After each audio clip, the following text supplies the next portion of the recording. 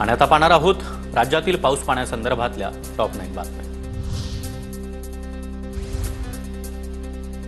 पुण्यातला रात्रभर पावसानं झोडपलं।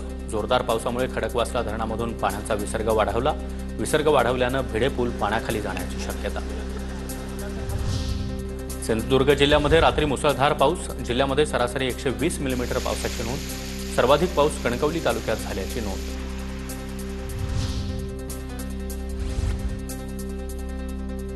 सिंधुदुर्ग जिल्ह्यातील अनेक भागांमध्ये मुसळधार पावसाची हजेरी। कुडाळ तालुक्याला पावसाचा फटका।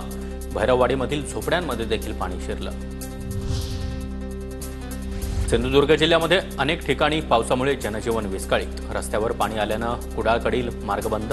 जिल्ह्यामध्ये 120 मिलीमीटर पावसाची नोंद। कोल्हापूरच्या इचलकरंजी शहरामध्ये पावसाची विश्रांती। पंचगंगेच्या पाणी पातळीमध्ये वाढ।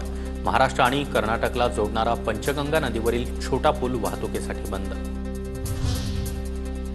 बीडच्या पाटोद्यामधील वैद्यकिनी इथल्या केंद्रीय प्राथमिक शाळेची भिंत कोसळली। भिंत रात्री कोसळल्यानं सुदैवानं कोणतीही अनुचित घटना घडली नाही। जिल्ह्यातील 500 पेक्षा अधिक वर्ग खोल्या धोकादायक अवस्थेत। नवी मुंबईतील ऐरोलीमध्ये सुरक्षा भिंत कोसळली। ऐरोली सेक्टर 20 मधील घटना सीसीटीव्ही कॅमेऱ्यात कैद। भिंत कोसळल्यानं काही दुचाकी देखील खड्ड्यात कोसळल्या। दुर्घटनेमध्ये कोणतीही जीवितहानी नाही।